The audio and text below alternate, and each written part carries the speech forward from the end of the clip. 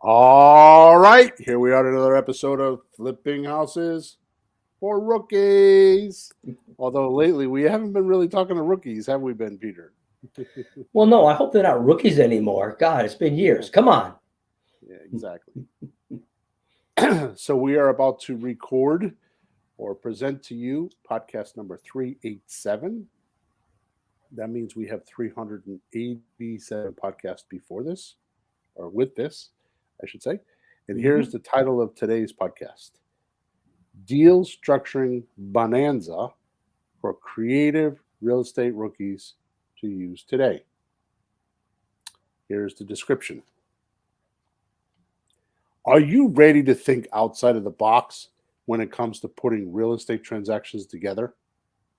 How about all those myths the banker throws around about how you have to get a loan from them to replace the money the seller already has in the deal? Instead of showing the seller how they can make tens of thousands by not selling right away. Hmm. Beware, this is not grandma's real estate podcast. So buckle up, rookies, because we are about to launch you into a whole new secret world where adrenaline runs high, heartbeats race, and some even feel faint once they hear these simple, gargantuan profit deals laid out today. This is not your typical snooze fest real estate talk. We break all the rules, bend the system, and blow open the big vault doors for our profits. Just ditch your doubts, grab your thirst for an adventure, and tune into this creative real estate deal structuring expedition where we will unleash your inner daredevil. So let's get started. Okay. Well, that was a little bit dramatic, wasn't it? What else is new? you sometimes, you got to have some kind of sometimes I entertainment feel and like I'm value. writing for a soap opera. Oh well, look at your life. Look at mine, folks. Look at your lives. Come on, we can make a movie about all of us. Selected, of course. Selected scenes. So I'm going to repeat some of the stuff we talked about on podcast number 386, just in case some of our listeners have not listened to 386. But Mhm. before I do that, I want you to know that I put a 10-part series, a masterclass that I used to sell for 300 bucks, inside the description. There's a link there to go get it. Because what I realize is I'm going to talk a lot of significance. You're going to hear a lot of, like, I mean, we're going to do the math and do the deals, and I go kind of quick, so sometimes you may not get it, you may not understand it. So I put this masterclass that goes over all these deals plus more, Mhm. with me on a whiteboard actually writing the numbers down so you can see them, just like what I'm explaining today. Now, they're not the same exact numbers, but they are the strategies that we use to do these deal structures. So make Mhm. sure you go off into the description and click on that link and get your masterclass as soon as possible. Also, please make sure you subscribe to us and like us and leave us a comment. Okay? So here is the gist of Planet Bill's creative real estate math. Okay. So way back in the day, which at this point I have to say is probably, I don't know, maybe 25 years ago, 23, 25 years ago, Mhm. um, I was doing deals. I owned a auto repair facility, uh, used car lot, and a gas station. And it was running by itself. I was there, but it was running by itself. Uh, and you have to understand, when I say used car lot, I was never a used car. I didn't know how to run a used car lot. It happened to me by accident. Somebody needed a car repaired, didn't want to do the repairs, and said, "You want to buy the car from me?" I bought the car. I stayed myself at night, and I repaired the car a couple nights in a Saturday afternoon, and I Mhm. put it out front, and I sold it for and made like $1,000. Not bad. And I'm like, holy shit, I didn't know I could make it. Now this is going back. I mean, this is 30 years ago, You were a if kid. not more. Yeah, I You were a was. I kid, was. straight out of high school. Yeah, well, not quite, but I was in my early 30s, late 20s. Anyway, so here's what happened. I decided, well, I should do more of that, and it just kept growing and growing and growing to a point where next thing I know, I was selling 30 cars a month myself, Hmm. thinking that I was not doing good enough, until all of a sudden people started coming poking around and started telling me how extraordinary I was, which I didn't want to hear. But I realized that I was doing better than most used car lots because I was just doing it without all their theory and methodology and how they advertise and all that. I wasn't doing any of that. I just had my own little system. Hmm. Okay. And it grew into quite an empire. I mean, our numbers were phenomenal. I'm not saying that to brag, I'm saying that to make a point here. It was because I broke all the rules. Hmm. I didn't do the norm. I didn't follow the industry. I did what I felt like my person paying me wanted me to do. And I was just kind of young, dumb, and naive. Yeah, but when you say something like that, like following what the customer wants, that's the essence of business. That's the essence of art. You write a Right. book, you make a movie, you write a song. You want what will the listener, the audience, the customer, what do they want? You can't get better than that. So Well, what you you have to be careful because if you get into the world of politics, hmm there's a blue party that feels like if they tell you what you think you want to hear, they'll get elected. hmm And then recently there was a red party. Not all of them are the same, but that red party understood what you wanted. There's a hmm difference between telling somebody what they want to hear and somebody that really understands and really has empathy for you in what you're going through. There's a Right. big difference. Anyways, Yeah. so Good. that's not the point today. So Yeah. here's my point. So I, by accident, did the same exact thing with creative real estate. I went to some seminars. I got a taste of what it was like, and I was like, I'll never forget the day that the light bulb went off for me. I was at a seminar. I'm not going to say whose seminar. I'm not going to say who was talking on the phone. I'm not going to do any of that. Mm. And they had an extra session at night. And you have to realize these seminars were 5 and 10 grand a piece, and I didn't have that kind of money back then. So I'm Hmm. scrounging and borrowing money. I'm selling things. I'm doing all kinds of stuff to get to these seminars, right? So I stayed late one night, and this guy was on the phone. And I remember, I don't know who I was with. I don't know if I was with my wife or my dad. My dad went with me a couple of times. But I Oh, remember turning to my right. I don't remember who I was talking to. And I remember staring at them. They're like, what's the matter? I'm like, he sucks.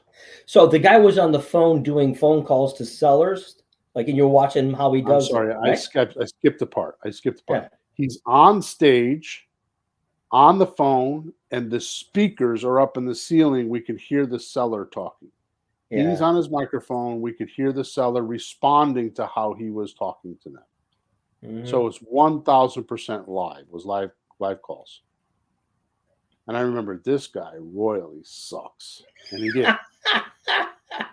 His wife was in the back of the room. She made all the deals, but he sucked. But he had a stage ego. You know, he was one of those guys that wore fancy clothes and thought Yeah. if he wore a suit, he meant something to somebody, and dyed his hair and had a mustache. You know, the regular, you know, California, L.A. Let's go, like, you know, let's go, brother.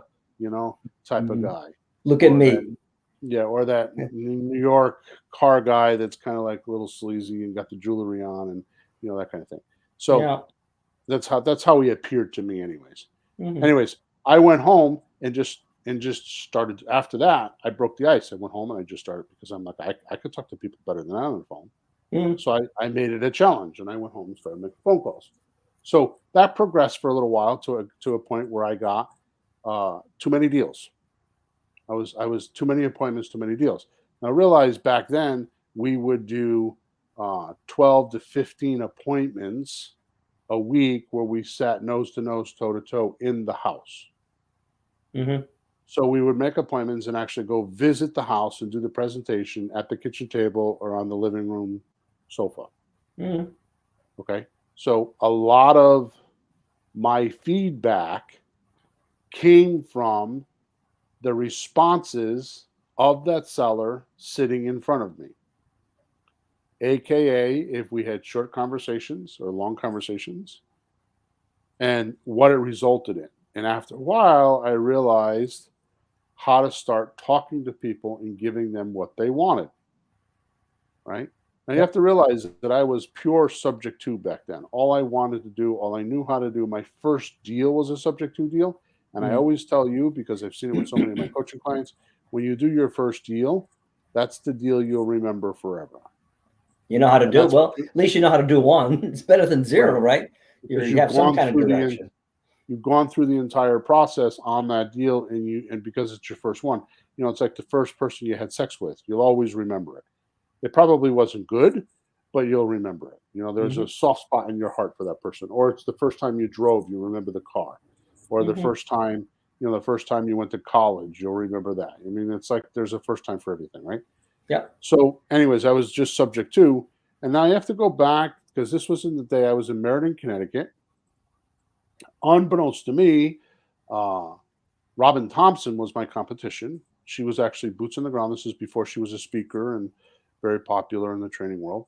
And then Dan Merrill came along, and he was in my backyard. Mhm. So the three of us were in the same two or three cities.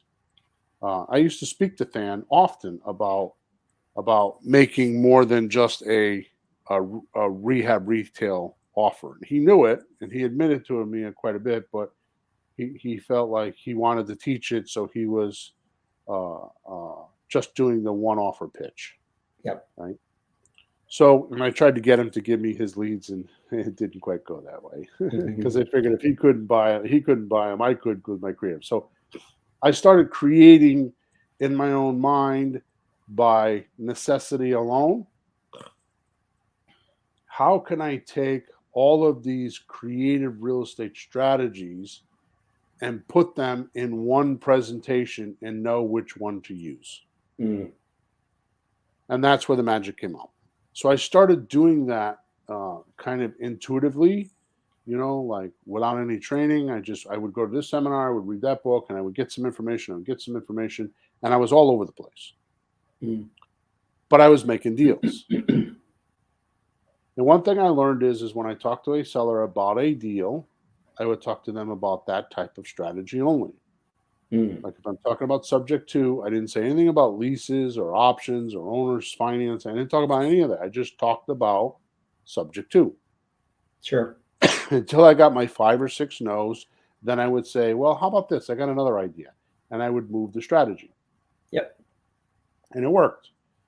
Well, I thought I was just kind of like struggling along, and I thought this is starting to work.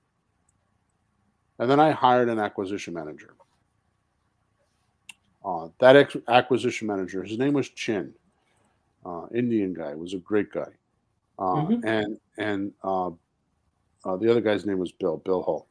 And Mhm. so these guys started going in the house with me. And Chin was young. He was much younger than me, and like out of high school type of guy. He was in college, and he was very inquisitive. And actually, my career, I kind of owe it to him because he started asking questions like, "How do you know what offer to make?" Mhm. Like, how do you know where to start when you're in the house? It's like they give you all this information. How do you dissect that information quick enough and then know how to give the exact right offer? So I started what we call two-way communicating with him. In other words, I shared my ideas, he shared his ideas, and I kept talking to him.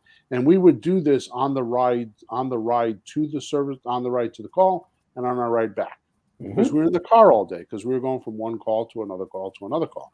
And he would set up the appointments for me, and then we would go do it. So that long story, which I hope I didn't bore you, but this is how it happened. So what eventually happened, again, necessity level is the mother of invention. I had to come up with something for him to mathematically or simply know which deal to do. So here is what we did. Mhm. And these, by the way, are in what we call a hierarchy order. Mm-hmm. So in other words, the top one is the best for the seller and the Mm-hmm. least best for us. Right. And the bottom ones have more equity in them and are the best for us. They're good for the sellers too, but they take more work. So it Mm-hmm. starts from the easiest deal and it goes down to the a little bit harder, a little bit harder, a little bit harder. So Mm-hmm. when you're a rookie, you should pay attention to these deals. You should start at the top and do the top transactions, the first 1, 2, or 3 transactions, Mm-hmm. because they're easier to do than the bottom ones because it takes more practice. You will eventually, if you do enough of the top 2 or 3, you'll get good at it and you'll understand what to do and you'll eventually start doing the other deals without even realizing it. Yeah. Okay. So the very first deal at the top is what we call a slot deal, which is a joke that I did with you because we used to go out in the car and do appointments, like I was talking about. This is years Mm-hmm. later. Mm-hmm. And I told you because you were asking about it, and you were just like Chin, you would ask a lot of questions. You still do, which is very good for our rookies, right? And I Mm-hmm. said to you, this deal is like a slot machine, Peter. You put $10 in, and 10,000 come. You pull the lever, and 10,000 comes out. And so we jokingly named this a slot deal, and it stands for sandwich lease option transfer. The easiest way to understand this deal is you're getting a lease option from your seller and wholesaling it to a person that's going to live in the house, which we call an end buyer. Yeah. Now, the interesting thing about a slot deal is you're only making money on the difference between what the buyer is going to give you for a deposit and what you have to give your seller. So if you can sign a seller up for $100 deposit, otherwise known as the option consideration money, Mm-hmm. and you can get your buyer to give you $10,000, you're actually buying and selling the option agreement, just like you do with wholesaling. You're buying and selling a purchase and sales agreement, Yeah. right? So you make $5 or $10 or $20,000 by selling the option agreement. So the slot deal is 100% loan to value ratio. That means they owe what it's worth, or that means that they're not willing to sell for less than that number. They could be free and clear. If it's worth 200,000 and the seller wants 200,000, not willing to budge off of it, Mm-hmm. then you got to do a slot deal. Mm-hmm. Okay, so a slot deal has 100% loan to value ratio, and it has no available equity Right. until you make it. We're going to make the equity, but that's another story. Mm-hmm. The next one down is called an option purchase, option to purchase. That's much like if somebody wants all cash for a deal, you tell them, well, you could do that. You sign on a 90-day option agreement, and you do much like what a realtor does, and you go and find the buyer, and you do that. And there's specific ways to do that. For example, if you're going to save the seller 10 or 15%, well, if they use a realtor, it's 15% closing costs. If they sell it on their own, it's about 10 or 12%. Mm-hmm. So if you can save the seller the closing cost, it would be no different than selling with a realtor, right? So if they have a $200,000 house and they're going to spend 15%, that's $30,000. They're only going to net 170. Right. So if you give them an option for $175,000, that means you're paying $5,000 above what they would normally get with a realtor. Mm-hmm. And then if you turn around and you go sell that house for, we'll say, $185,000, you're going to be $15,000 below market value, and you're going to get a lot of attention. Yep. Okay, so that's an option agreement. I'm not going to explain all these deals, but those two I wanted to. Mm-hmm. So an option agreement is 90% loan to value ratio, which means it has 10% equity. Loan to value ratio means what they owe divided by what you want to pay them. Mm-hmm. That's the equity. Yeah. Okay. So if you want to pay them $100,000 or 200, we'll say $200,000, then you take what they owe, we'll say $150,000, and you divide it. You put $150,000 into the calculator, right? You do $150,000, and then you have calculator. Hit the divide button, and then put in $200,000, and you hit equals, and it tells you it's 75%. Mm-hmm. Okay, so a slot deal has zero equity, an option deal has 10% equity. The next one down is a lease option. Now, a lease option is very similar to a slot deal. It's a sandwich lease option deal, Hmm. except you get 15% worth of equity and 20 or 25% worth of cash flow. So you stay in the deal. A slot deal, you don't stay in. You just get Yeah. your profit and it's in and out 10, 20, 30 days, Right. right? A lease option, you stay in it. That's where you get money now, money monthly, money later. Hmm. So that's 15%. Getting the deed, we also call subject to, has 20% worth of equity. So that means your loan to value ratio shouldn't go more than 80%. A rehab retail deal has 30% worth of equity, so you shouldn't pay more than 70% loan to value. A wholesale deal has 40% worth of equity, otherwise known as 60% loan to value. And the last one is owner financing, which has 100% equity and no loan to value, which means the rules are wide open. Whatever you guys can agree on, you and the seller, Hmm. is free space. Yep. Okay. So this little table that I have, which you can find at flippinghousesforrookies.com, is our guide. This is how I train my acquisition manager. And after I went into, decades later, I went into teaching you and others. This is how I do it. So it's easy. Hmm. So if you could somehow, um, on a slot deal, you don't need to know how much the mortgage is or how much is owed. You just if they want 100%, they're not willing to discount. You just do a slot deal. So, I was thinking about that as you're talking. I mean, the actual numbers are an actual limiting factor. You can't deny that. But you also have the seller, if they're not willing to do less than what they're willing to do, that's the numbers too. Like you Right. say, if it's free and clear, but the guy goes, no, I want all the equity. Well, there's no other deal you can do because when you sell it, Right. it costs money. And you can't buy it for what he owes because you're not Right. going to make any money. You don't break even. So it's first the numbers that are really there. You have to abide by because they're the real numbers with the bank and the law. But the seller could just say he's not willing to do anything less, and you got to play the game with him. It's his house. Right. So we call a person that understands this a dealologist. Mm. So a dealologist, which is a person that can make good offers with this, and the reason why I call it a dealologist is ology means the study of the deal. Yeah. So while you're talking to someone, you're studying the deal. Hmm. And there's two sides of everything. Everything's a dichotomy. Yeah. In my mind, dichotomy means plus and minus. It's not opposites.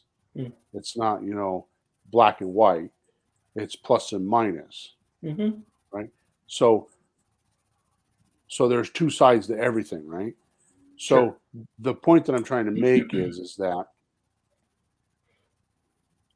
there's the math, and I've had a lot of students. I've had my other partner Sean tell me, "Oh, you got to call this person. It's a subject to deal," and I call them, and they don't even know what subject to is, to find out he did the math and decided, "Oh, it's a perfect subject to deal." Yeah. The other side is the human element, people's emotions and feelings and what they're willing to do and not willing to do, and if they're embarrassed or if they have influence in their environment, and they're not they're the decision maker, but they have a realtor in the background that's not in the deal but giving them advice, or an attorney or an accountant or a wife or a husband or a kid, or there's so many elements on the emotional side. Hmm. So a dealologist massages the math and the people's emotions to come together on what works for everyone.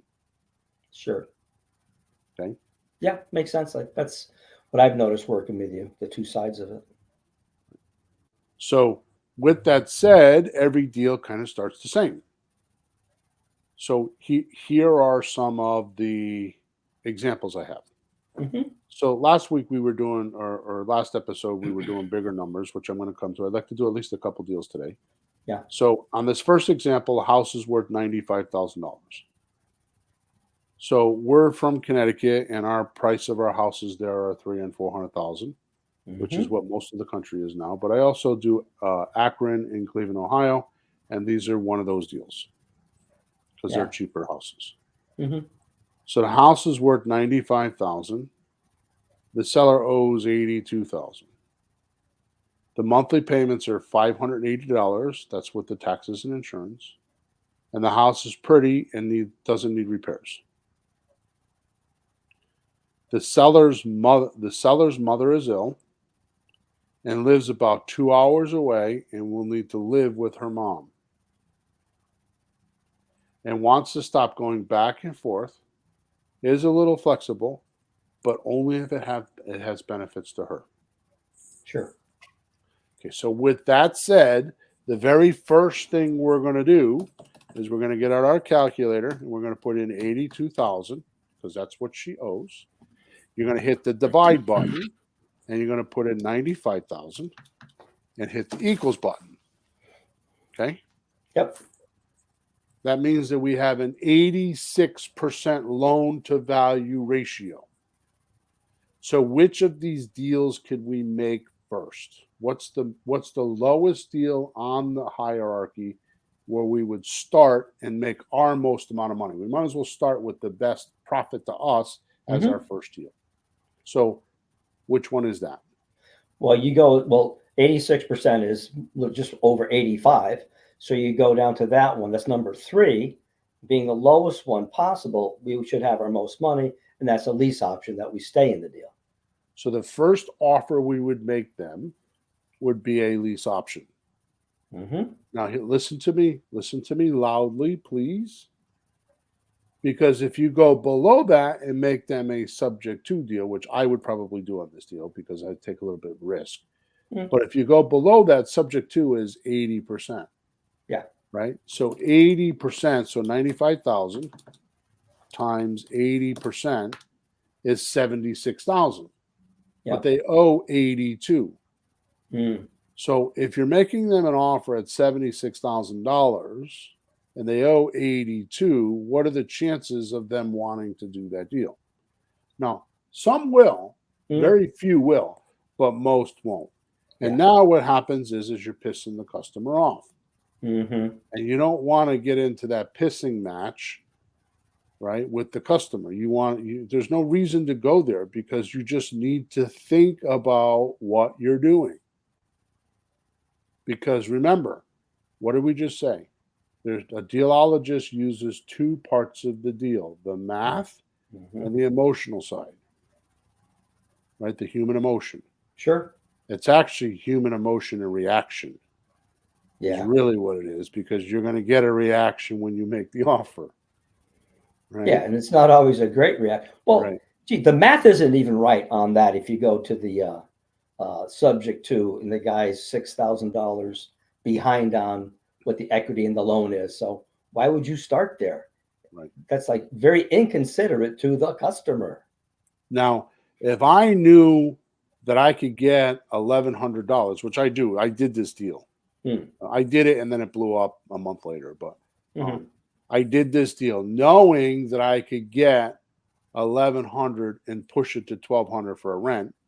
Right. Yeah. So if I take $1,100, right, and subtract $580, that gives me $520 a month in cash flow. Right. Plus, we do this thing called down payment assistance. I would pick up another couple $100. So I figure in that I can get $725 a month positive cash flow. So what I would do on this deal, and again, this is a stretch, and I'm proposing you don't do this, is I would say to the seller, would you be willing to sell the house for what you owe on it? Now, pay attention to what I'm telling you. We have an 86% loan to value ratio. Right. So how much is that in equity? 14%. 14%. I told you if she sells this with a realtor, it's going to cost her 15% to close, right? Yeah. So she's not getting any money anyways. No, as long as she understands that. And that's part of, right? You have to make sure they see the picture so they can compare it properly to the alternative. And those numbers are easier to describe to people because, as you so adroitly brought out some months ago, Zillow puts it on their websites now. Like it's going to cost you this much to close, and they're not accurate, but they're close enough that you can say, yeah, but they forgot this and they forgot that. Yeah, right? they ballpark 11%, and they put 6,000 for repairs and cleaning up and crap. So Yeah. So It's what not Zillow's not far. going to use, what Zillow's not going to do is it's not going to say you need 3% for negotiating, because Mhm, nobody gives 100% of what the offer, 100% of what somebody's asking. mhm. So national average right now is you get 97% of what you ask for a house, which means there's 3% negotiating. So Yeah. you could take that number and just say, tell the seller just what I just said, and all of a sudden you're back up there with those numbers, right? Yeah. The But what point I was is that she's not getting, if she technically sells this house and it's 15%, she's yeah. only getting like 80 grand. She's going to come out of pocket with a couple grand. She Yeah. doesn't know that right away. Yeah. In fact, in this particular case, she did know that because she actually had a realtor pull the stunt on her, and that's why she wasn't using a realtor. Okay. Oh, oops. Right. Okay. Find out the hard way. Well, at least you caught it before it happened. Otherwise, you find out at the settlement on closing day, like, what? Ironically enough, what happened with this deal is it took me about 4 months to buy this deal. I wrote a contract, and Uh, if I remember right, because it was a year or so ago, if I remember right, there were foundation. Oh, I know what it was. There uh-huh. was a curtain drain problem. Wait, what's a curtain drain? So a curtain drain is the drain on the side of a driveway or a sidewalk. It's the runoff when the rain, like on the Oh, road, oh, the runoff, it has to drain down into a, it has to, the water has to run into a drain so it can not flood the road. goes into the sewer. Yeah. Okay. With the grate. And, and, Yeah. and it was in Akron, Ohio. And in Akron, Ohio, they have, the city comes out and does an inspection before you sell the house. And you either need to do the inspection or the buyer has to assume the repairs. And the city comes back out and checks to make sure the repairs are done. So even if the buyer assumes it, Mm. okay. So But wait, I maybe they're responsible for the street. this was in her driveway. Oh, There was a curtain drain problem in the driveway. ugly. And so Okay. I'm like, how much does it cost? And I couldn't get Mhm. a direct number. And the more I spoke to the city, the more I got them to reveal to me that, yeah, this has been a problem. This is why she's not selling the house. This is why she had it with a realtor, because the deals blew up because they found out there's a $5,000 or $10,000 underground issue, Yeah. right? And this is why I backed out of the deal, which is why Okay. you do your due diligence. So I signed a contract with her and I went and did my title search and I did my due diligence to find out that this happened and this is why I didn't buy the deal. Yeah. Okay. Yeah. So if she says no, I don't want to sell the house for what I owe on it, which she Mm, wouldn't, mm. right? Because you just did a bad job of explaining how much the closing costs are, Yeah. right? The next one up, or maybe she doesn't want to relinquish the deed. You would talk about getting the deed first, and then when Mhm. you've exhausted at least 5 no's, yeah, that's important. Don't Mm. miss over that. That's a Jim Camp thing. Jim Camp wrote the book No. You should go buy it on Amazon right now and read it. It is a phenomenal, phenomenal book on how to negotiate and sales talk. Okay. Once you get past your 5 no's and realize they're just not budging, then you would say, "Oh, I have another idea," and then you Mhm. start talking about the lease option. The next one up. Yeah. The next one up. So there's, that's a next best deal for you, and it's fine for the seller. They want to keep the deed and keep some of the benefits of owning the property. Then that's that deal. Now, what I would do, and again, these are my transactions, and I do some hybrid stuff, and I do, different. It's like I don't know how to say it. I put little nuances in the deals. Hmm. And so what I would do is I would tell her, subject to, you get no money. With a Mm. lease option, I would offer her a couple $1,000s moving money Oh, I got it. Yeah. to spice it up. Even though the numbers throw off a little bit, I Mm. would offer her, $1,500 or $2,000 moving money. Mm. Okay. Yep. And I would do the lease option.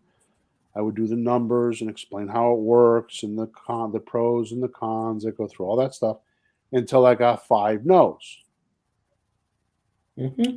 Now, here's the interesting thing, Peter. because I do this. I break the rules here. This is why I put in the description. We break the rules. Here's how I break one of the rules. Mm-hmm. The next offer I would give her would be a slot deal. Mm. I would skip over the option to purchase deal, and I would go up to a slot deal. Right. And I would get all of that explained to her, how it works, what we would do, go over the details of how it all works. Yeah. Okay.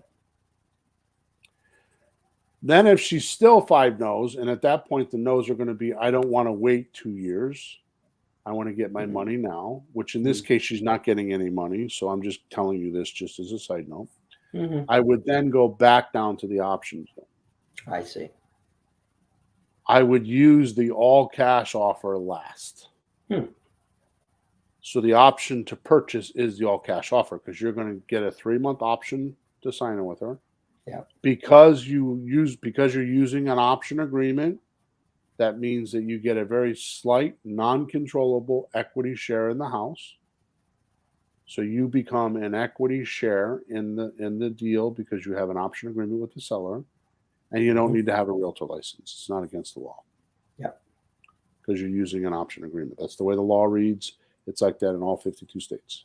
Mm-hmm. Okay. And I know because I had a coaching client in Alaska. It even worked there. He texted me the other day too. He's doing good. Oh, yeah. So, anyways, that's how I would deal with this property. So that's 4 offers that you could easily make in a 30-minute period because you knew the numbers. You knew where to start. You got your 5 no's. Oh, yeah, by the way, be careful because when they say yes too fast, without questions or details or want to know how it's going to work or what happens next, they are faking you out, trying to get you off the phone, or they're going to ghost you. Yeah. So make sure you get 5 yeses as well. So if they say yes, make sure you go over it, go 5 different angles. Like, did you know this? How about that? And I want to make sure you understand this. And this is how we're going to do it, right? And you get 5 in yeses. summary, Right. So let's summarize the conversation. Right. Yeah. And then, yeah, it's true. Does that make sense? Yeah, it can't be too good to be true. Can happen. So just make sure it's real. So, Peter, you asked for these podcasts a few weeks ago. How are we doing? Are we doing? These are live. These are real. These are okay. Yeah, I like it. I mean, even when you told the story in the beginning, it was real because I've heard parts of that over time, and it just puts a reality on what this is really like in real life. Nothing from a stage or in a book or hype or something online. $39.99 and learn everything. It's real life, so it's something that I'm sure everybody else can relate to because stuff we think about, like how do you and why and how'd you get this far? How'd you get here? It doesn't happen overnight. No, it's 30 years in the working.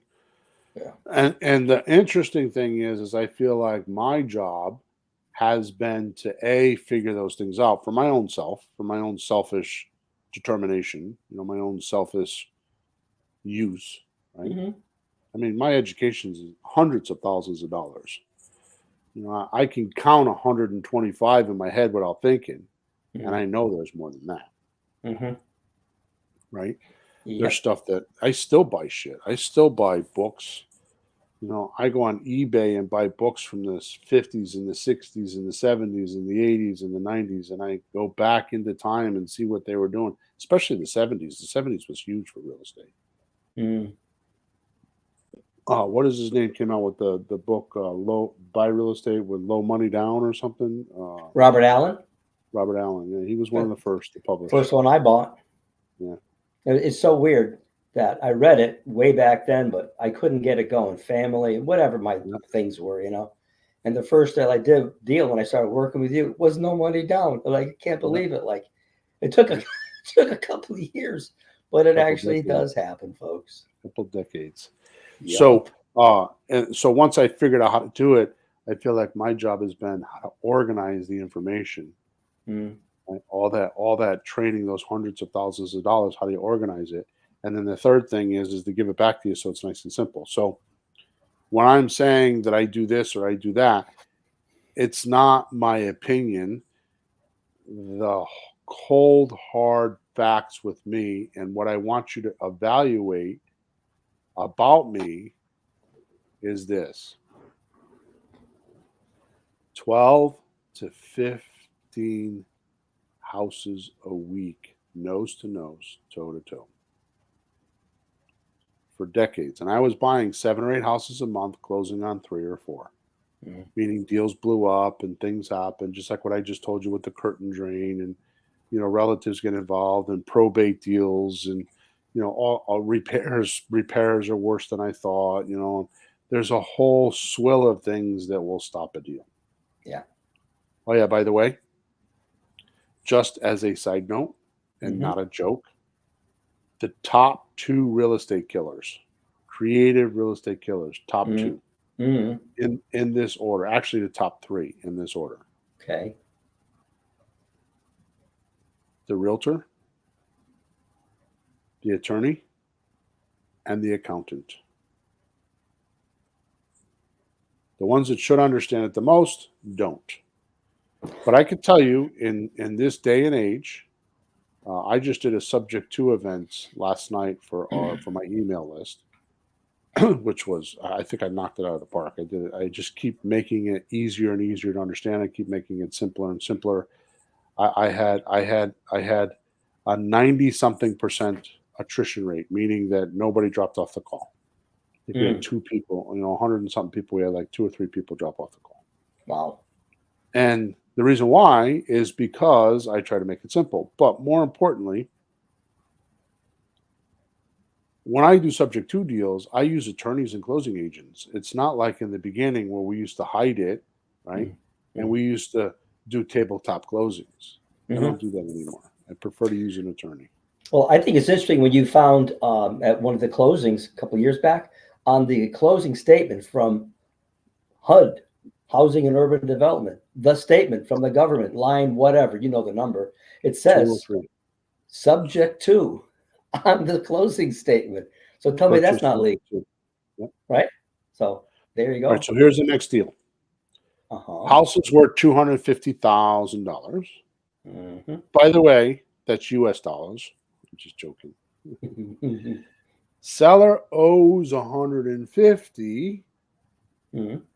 but is asking 200. And it's worth 200. No, 250. No, 250. Okay. Okay.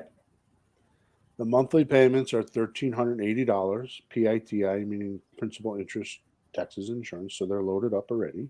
Hmm. House is pretty, doesn't need repairs. Seller's willing to do the deal with me, but wants money from the sale to buy a new house in another city, and they want to move closer to family. Right. So, move closer to family. How much of a situation is that? Well, it depends. We had the one where the couple had to go to Denver because the wife had just had a kid and the husband was getting deployed to the Mideast for a year or something. They just moved to Denver and she was alone, so the parents showed up to keep her company. They had to move fast, so realtor's not going to do that. So we did subject to on that one. So it So, could I'm going be to use some strange language here, okay. but I'm going to describe it. So, if you had a scale, a sliding scale, and on the left side it was 0, and on the right side it was 10. Yeah. What we're measuring is what is ruining a person. Okay. So let me give you a definition of ruin, right? Yeah.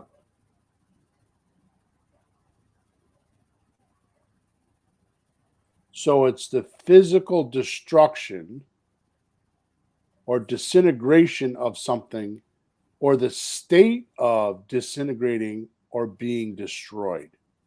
Mm-hmm. Okay. So there's also another definition here.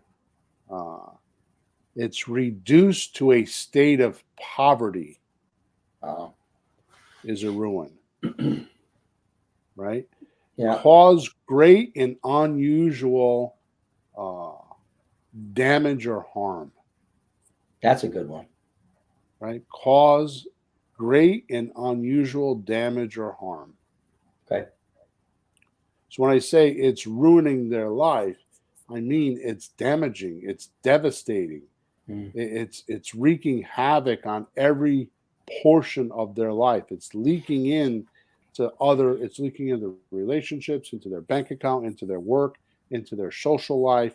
It's like linking into it's leaking into all these other Mm. sections of their life, Yeah. right? It's reducing their state to live the way they want. And in their mind, it's decaying or collapsing or disintegrating. Their life is decaying or collapsing or disintegrating in the front of them. It's right there in front of them. It's what's happening. Yeah. So when I look at their situation, I look at it, where is it on a scale of 0 to 10? Mm. Sometimes I'll ask them. Mm. So on a scale of 1 to 10, and you've heard me say this, and this is, Yeah. I've never told you why I use the scale, but on a scale of 1 to 10, how important is it for you to live closer to your family? Mm. Well, it's a 10. So what kind of a ruin is that? That's a 10. 10, 100%. That's pretty bad. No, there's concerns, there's problems. They lay awake, they put their head on the pillow at night, and that's what they're thinking about. And they don't have a solution. So that's a problem. So now we're sitting at a bar, me, you, and a bunch of our buddies, and we're sitting Okay. around a table, right? I'm going to be a chauvinistic for a second. And this girl walks in, Mm-hmm. and we're like, wow, check her out. Mm-hmm. And we go around the table, and one guy says she's a 4 on a scale of 1 to 10. Another guy says a 7. Another guy is like, that's a 10. I'm going to talk to her. Yeah. Do you see the difference? It's strictly emotional opinion of the number. Yeah. Well, to me, that means we can't tell what it is just because we see it. We can't assume how hard, because we do that. Oh, the guy's got to do this, so he really. No, you don't know until you ask them. So is that So why my you do the 1 to 10? yeah. So my point is I want to move closer to my family. Might be a 4 on your scale, Yeah. but the guy that said it was a 10, the girl's a 10, is a 10 on his scale. So whose emotions are we going to use? Whose ruin is it? Who is going to jump through hoops and do crazy things to get it off of their back? Yeah. The seller that tells you that moving closer to their family is a 10. Yeah. Okay. So that would Mm-hmm. be a question if they told me I want to move closer to my family. Just don't take it as a situation. So let's just role play for a second, Peter. I know this is not part of it, but so Okay. Peter, I know you said you wanted to move closer to your family. Tell Mm-hmm. me on a scale of 1 to 10, how important is that to you? 10 being the best. Where do you think you're at? Oh, well, it's like a 3 or a 4 because it's just something long term because we're retiring and then we eventually want to wind up there. I don't have to move this week. Okay, so tell me when you sell a house, it's a lot of work. You know that. Yeah. So you're trying to sell the house. Mm-hmm. So what's a 10 to you on why you're doing this?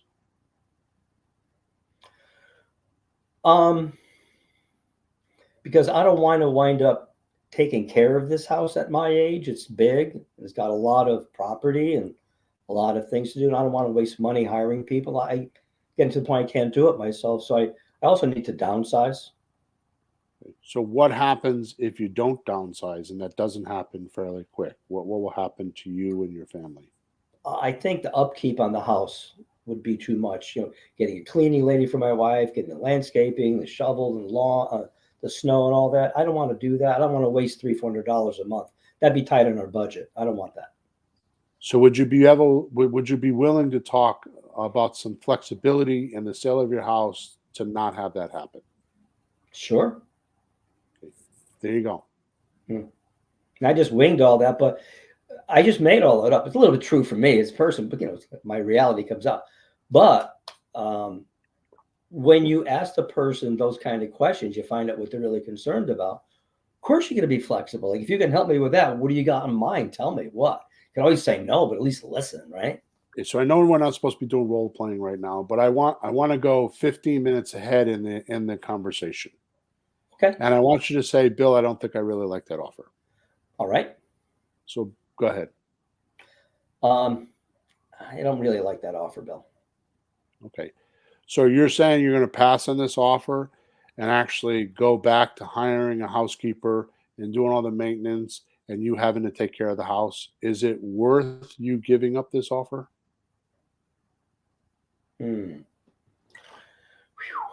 I got to think about that now. So, or how could I tweak the offer to make you want to do it? well, could you wait a few months? Because we're not in a hurry. I want to do this, but I want some lead time to find a property out there. Can you wait 2-3 months for me to find the property? Here's what I'm willing to do is I'm willing to do the closing with you this week. We don't file anything and get everything on paper. So you know that I'm going to perform once you find your new house. And I know that you're going to perform once you find your new house. I'm willing to do that paperwork. And then when you find the new house, we could set the date. Will you write that in the paperwork that you'll wait for me to? Okay. Yep. I'm not going to wait forever, but I will wait a few months, 2 or 3 months. No problem. Okay. So here's my point, and this is why I bring this up, and we got to get back to deal structuring. The ruin is important because when he was giving me shit and trying to back out of the deal, I smushed his face back into his devastation. I smushed his face, and you have to be willing to do that. I smushed his face back into the damage or the harm that he feel like is happening in his life.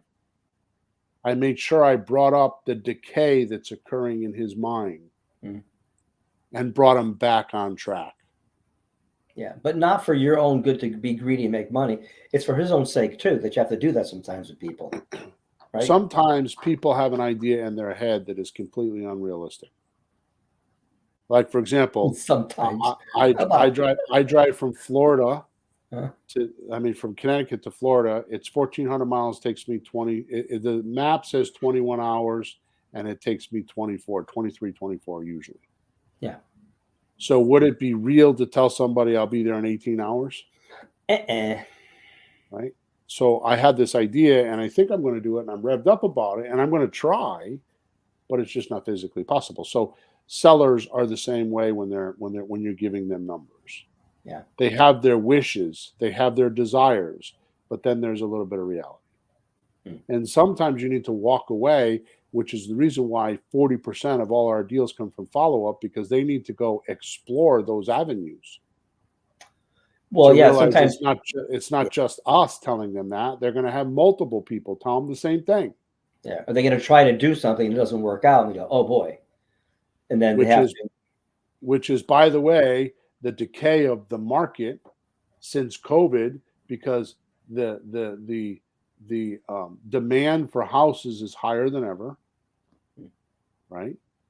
And with inflation, the prices keep going up and up and up, so they keep getting more and more. So they haven't needed us because the market has absorbed, the inflation and the market increase has absorbed all this ridiculousness, which if you've been listening to me at any length, I've been saying that right now is a transition between the slot deal,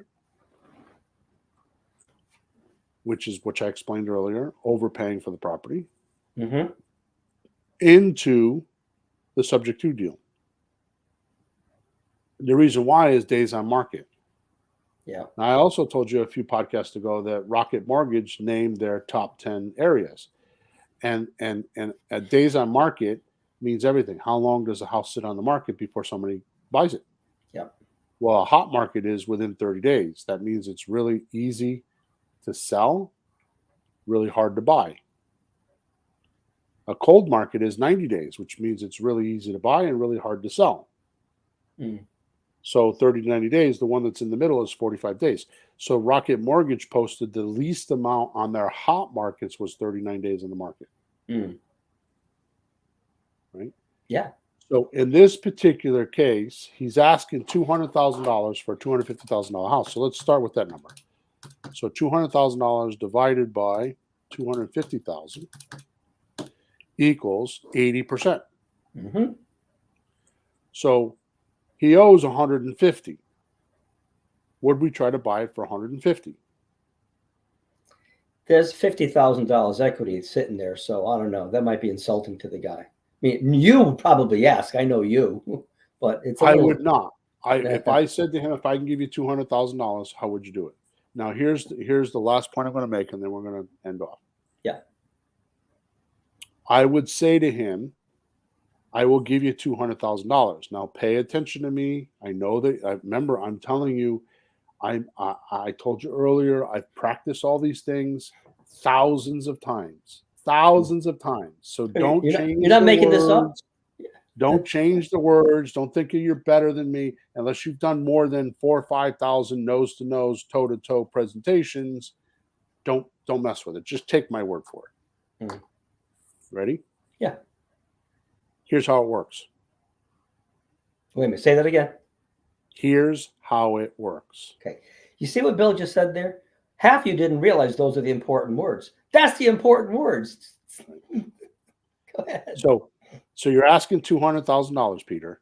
Here's how it works. So what I would do is I would take over your bank payments, your monthly payments. Mm-hmm. Actually, what I'm going to do is I'm going to change that. Here's how it works. I'm going to put the house into a trust, and we're going to manage the trust and make the payments from the trust. I'm going to write you a note for the $50,000, and it's going to be interest-free, no payment note. And when I sell the house a few years down the road, I'm going to give you your $50,000. Yeah. Will that work for you? Now remember, the seller wants money from the sale of the house to buy his new house in another city. Oh, that's right. He's going to say, no, I need money for the new house. Okay, so if you need money for the house, I can't give you $50,000. How much is the least amount you think you need to buy that other house? So he'd say, like, well, I need at least 30. Would $10,000 work? Oh, no, I think I need 20 for the down payment. Okay, so I'm going to tell you right now, if I give you $20,000, I can't pay you $200,000. I can only pay you about $170,000. So you give me 170. So what I'll do is I'll take over your monthly payments. I put it in a trust, take over your monthly payments, and I'll give you the $20,000 to go buy your new house. And then there's a balance later down the road when you sell it? There is no balance. I'm going to give you the $20,000 now, and that's all you get. 20. You get $20,000 now, and I'm going to pay the mortgage off when it gets paid off. Okay. But here's the amazing thing, Peter. You don't have to worry about hiring a housekeeper or doing maintenance or taking care of the house. We could get this done when you're ready. I could do it as soon as a couple weeks if you want. Or we can close on the date of your choice.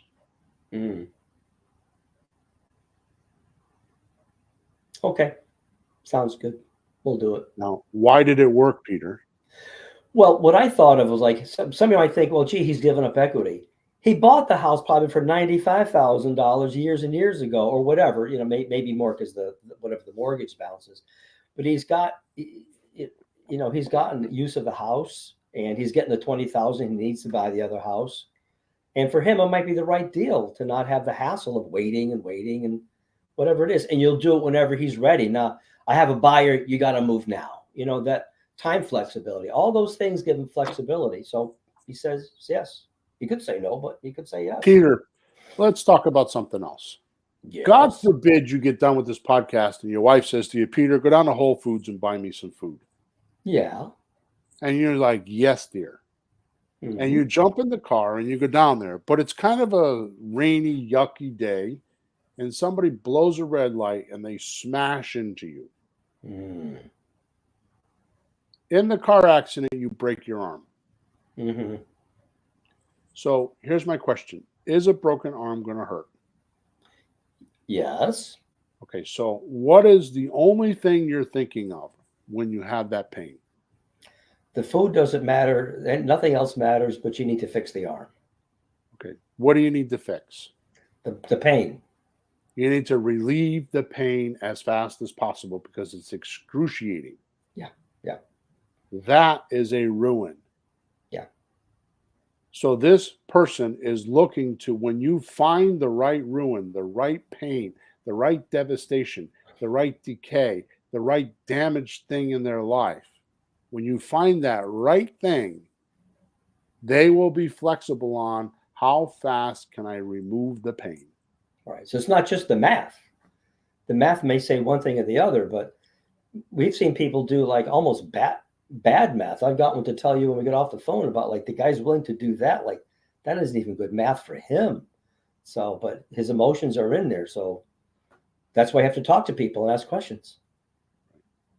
So this is dealologist worrying about the math and the emotions. And I've given you a couple deals today. And we're going to do this for 2 or 3 more podcasts. We're going to talk about this because this is what you wanted. So this is what we're getting. Hopefully this is helpful to people. I would love to hear some feedback on it so I can know whether I'm doing the right thing or not. You can go to flippinghousesforrookies.com and put a support ticket in. You should definitely subscribe to us. You should definitely like us where you're watching us. We record this podcast every Thursday morning at 9:30 a.m. Eastern Standard Time, and we are on.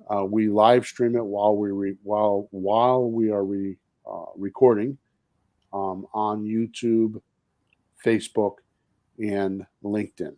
So if you're on one of those platforms, you can actually send us a comment while we're doing the podcast if you have questions about the deal strategies.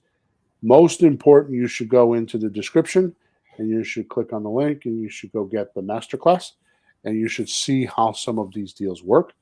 I will warn you or forewarn you that I'm gypping you a little bit because that's the math side. The masterclasses are the math side. We're not going to go over the human emotional side during those masterclasses because you as a rookie are impressed with the math at first. You don't realize there's a human emotional side or the willingness or the flexibility. Yeah. The flexibility. Right. So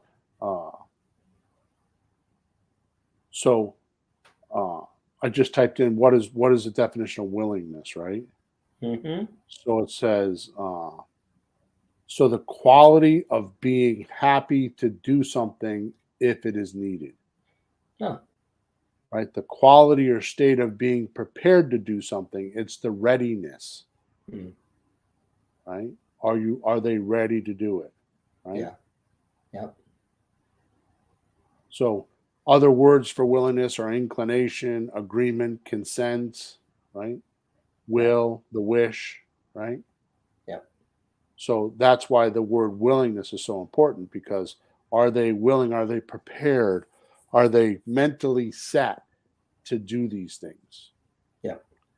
So when you're watching the masterclass, it's just doing the math. It's not talking about, is the seller emotionally ready to do these things that we're talking about?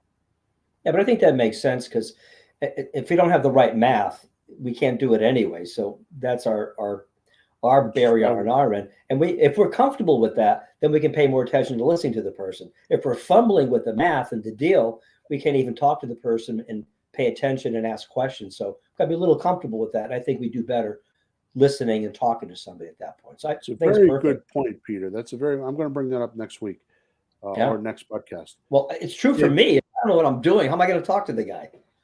If your attention's on the math and you're not comfortable with that, you're not in communication with your seller and you're missing him telling you or her telling you what their ruin is.